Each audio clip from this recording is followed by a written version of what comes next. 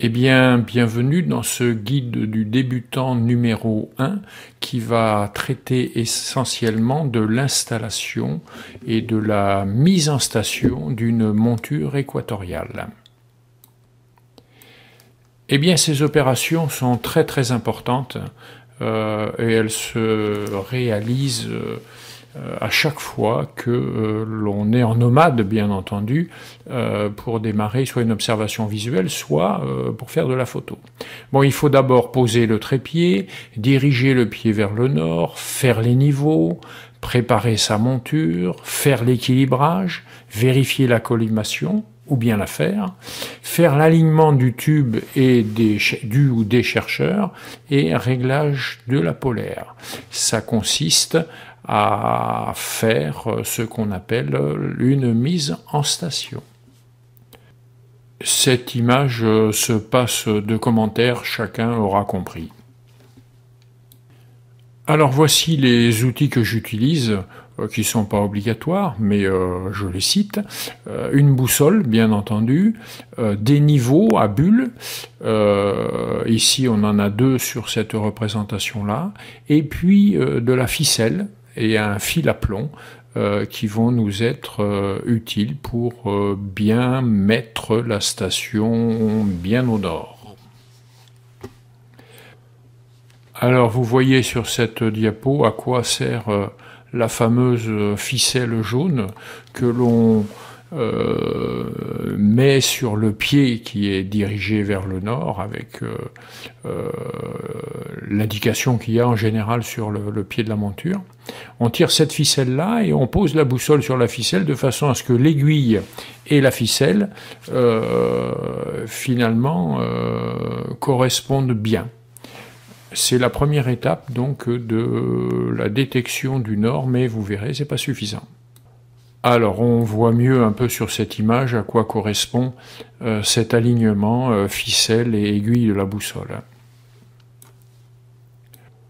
On devine un peu mieux sur cette diapo l'orientation nord et on commence à voir là le fil à plomb qui a été positionné de façon à refaire un alignement correct, surtout pour les 2 pieds arrière, étant donné que la distance entre la ficelle qui est bien au nord et les 2 pieds arrière doit être égale de façon à former un triangle parfait. Donc on voit mieux sur cette diapositive le bon positionnement du fil à plomb sur la fameuse ficelle orientée nord, et on arrive à cet alignement en déplaçant les 2 pieds arrière, là, de façon à ce que ça soit correctement aligné. Alors ensuite, on fait les niveaux. On utilise pour cela les niveaux à bulles et donc on joue sur le réglage de la hauteur des pieds de façon à avoir une bulle bien centrée dans les 2 axes. Voilà. On peut vérifier si on dispose d'un petit niveau à bulle rond, comme on le voit sur cette diapositive, que la bulle est bien centrée, ça veut dire qu'on a bien réussi l'opération. Alors, on va se préparer à, c'est ce qu'on appelle préparer sa monture, de façon à ce que quand on va faire la visée polaire, on ait bien l'étoile polaire dans le viseur polaire. Donc, pour ce faire, on met dans un plan horizontal l'axe de déclinaison et l'axe d'ascension droite. On utilise pour ce faire le niveau à bulle, pour faire un plan parallèle à la surface de la Terre. Donc quand le plan a été réalisé, on met l'ascension droite sur 6 heures, on va utiliser les cercles de coordonnées, 6 heures pour l'ascension droite, et l'axe de déclinaison, on le met à la latitude de notre lieu d'observation. Donc en général, à Valence, c'est du 45 degrés. On va ramener les axes de façon à ce que les chiffres des verniers soient à 0. Vous serez bien calé sur la direction de la polaire. On continue à préparer sa monture et on commence par mettre les contrepoids avant de mettre le tube en place et on serre bien les freins.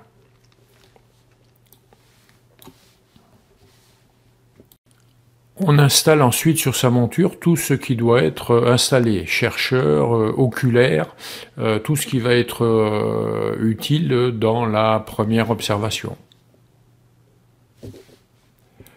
Si on s'apprête à faire de la photo, il faut mettre son appareil photo en place et tous les câbles nécessaires aux alimentations diverses et variées de la monture, de l'appareil photo et des autres ustensiles qu'on serait susceptible d'utiliser.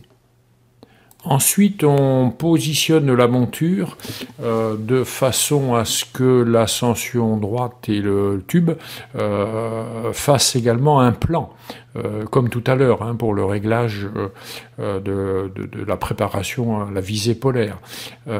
Et ensuite, ça va nous permettre de pratiquer à l'équilibrage qui est très important pour que la monture ne souffre pas trop et que le suivi soit correct. Pour pratiquer cet équilibrage, on agit sur les contrepoids ou sur la position du tube afin que n'importe quelle position, frein desserré, le système soit à l'équilibre.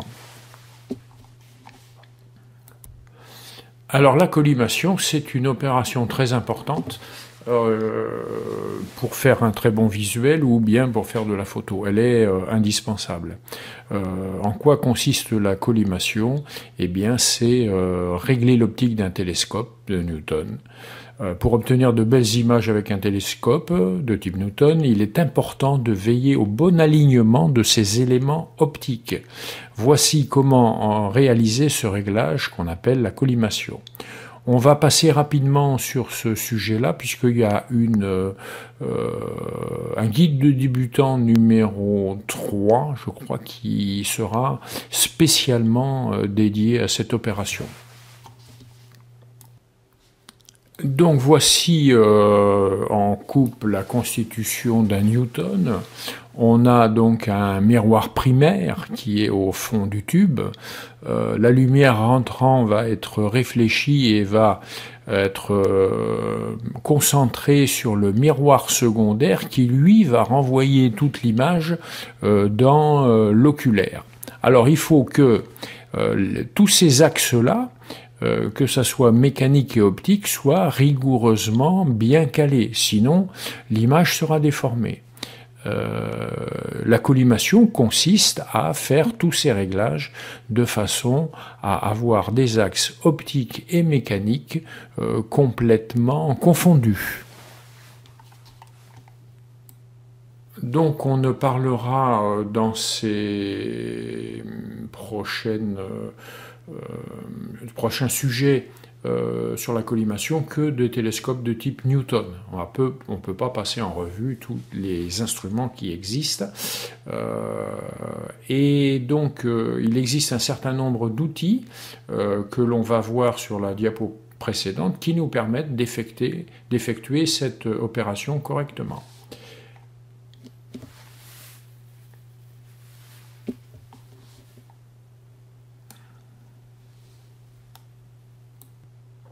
Donc vous avez à gauche ce qu'on appelle un œilleton de collimation qui est un outil simple à utiliser qu'on met à la place de l'oculaire. Vous avez au centre ce qu'on appelle un Cheshire et on verra dans le chapitre collimation comment on l'utilise, et ensuite un autre outil qui est le laser de collimation. Alors on n'est pas obligé d'avoir tout ça. Pour démarrer et débuter, il est bon d'avoir l'œilleton de collimation et un Cheshire.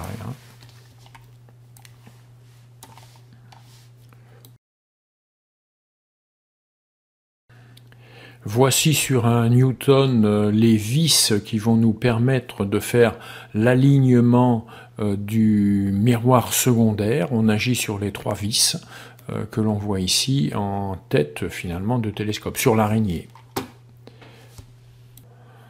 Dans une opération de collimation, on commence toujours par régler le secondaire.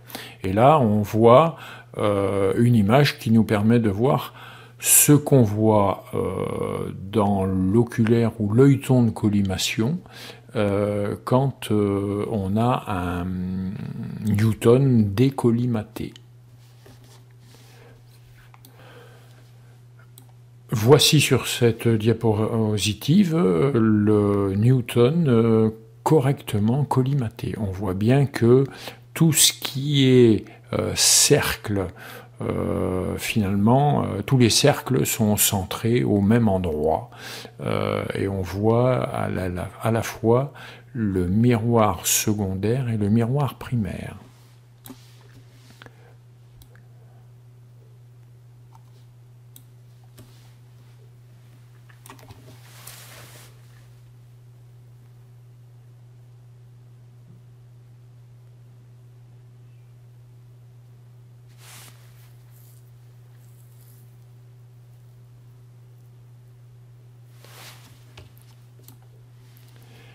Voilà, après avoir lu ce texte important, un conseil quand même, lorsque vous faites votre première collimation, soyez assisté d'une personne qui a déjà pratiqué, vous gagnerez beaucoup de temps et vous comprendrez beaucoup mieux l'utilité de cette opération. Voici ici les vis de réglage du miroir primaire. Alors on voit qu'il y a des vis à diamètre étroit et des vis à diamètre large. Pour faire le réglage du primaire, on desserre les vis de diamètre étroit et on fait le réglage avec les vis larges. Une fois que le réglage est fait, on va garder la position donc de miroir en serrant, mais doucement, hein, les vis de diamètre étroit. Il faut que ça soit, je dirais, en pression, mais pas serré. Vous voyez ce qu'on veut dire, hein. Sinon, vous déréglez un petit peu ce que vous venez de faire.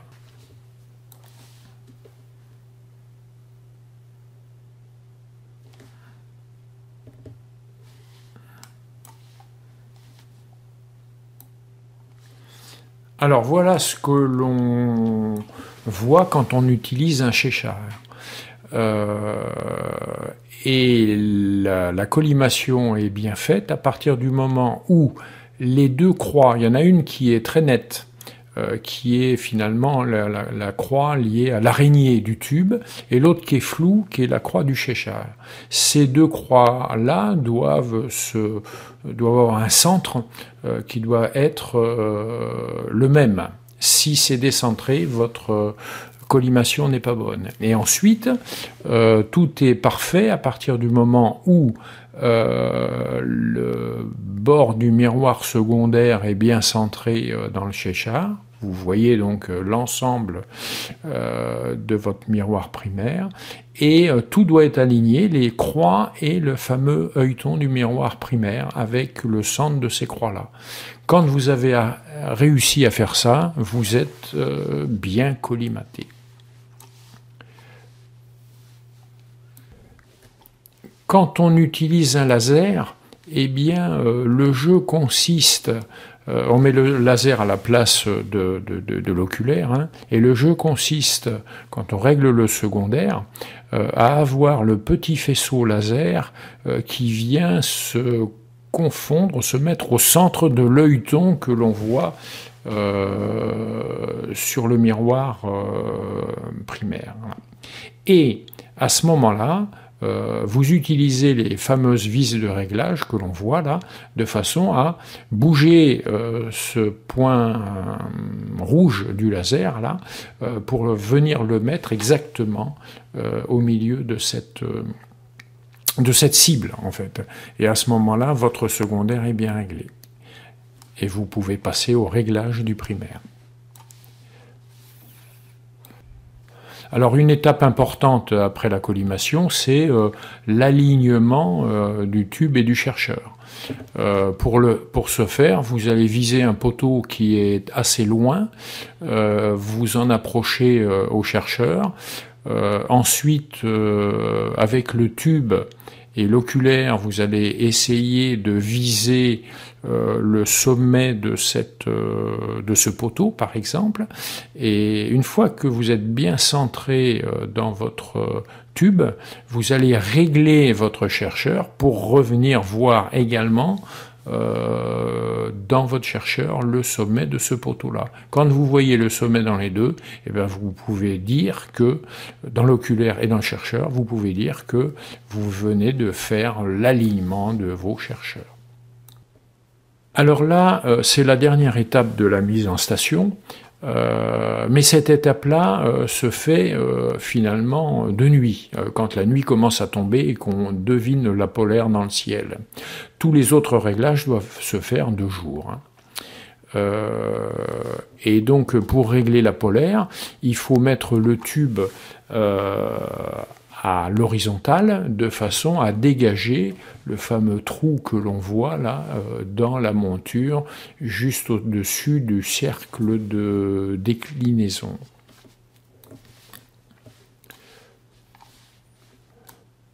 On voit sur cette diapositive l'effet de rotation du tube pour dégager un petit peu le viseur polaire.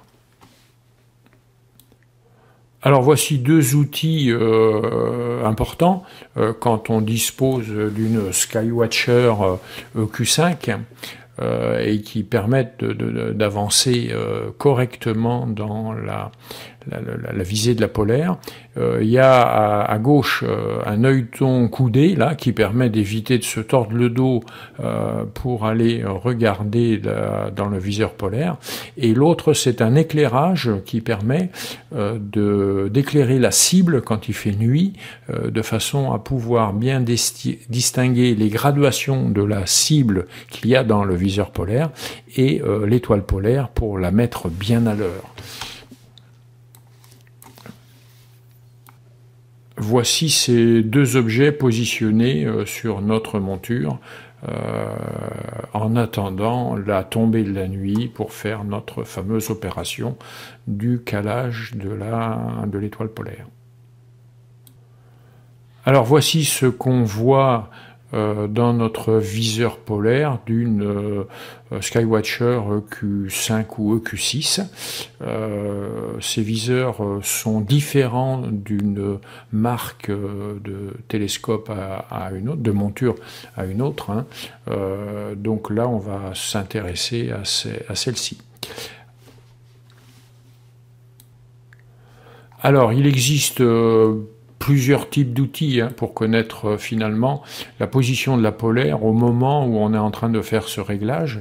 Là, je vous montre une application qui existe sur smartphone.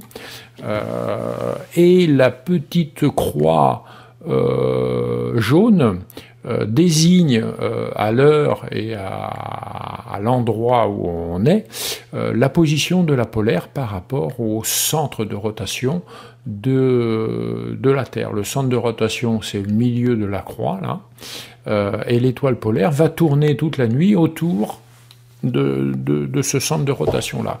Donc pour l'instant, on voit que l'étoile polaire est à 3h20. Voilà.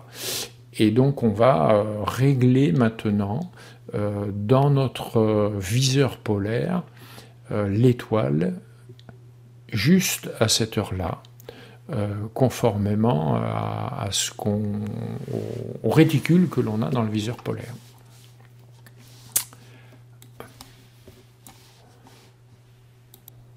Si toutes les opérations précédentes ont été faites correctement, on aura donc l'étoile polaire dans le viseur polaire et on utilisera les vis de réglage en latitude et en longitude de façon à mener notre polaire au bon endroit dans le viseur polaire. On agit sur ces vis-là, donc on agit simplement sur la mécanique de la monture.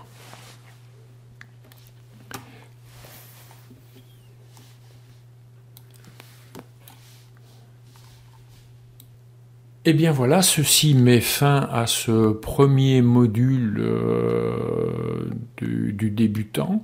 Ça a été peut-être un peu rapide, mais de toute façon, la mise en pratique sur le terrain avec quelqu'un qui connaît un peu, si jamais vous débutez, vaut mieux être accompagné, hein, ça va beaucoup plus vite, et finalement les prochains modules vous aideront à aller encore plus loin dans la maîtrise de votre monture.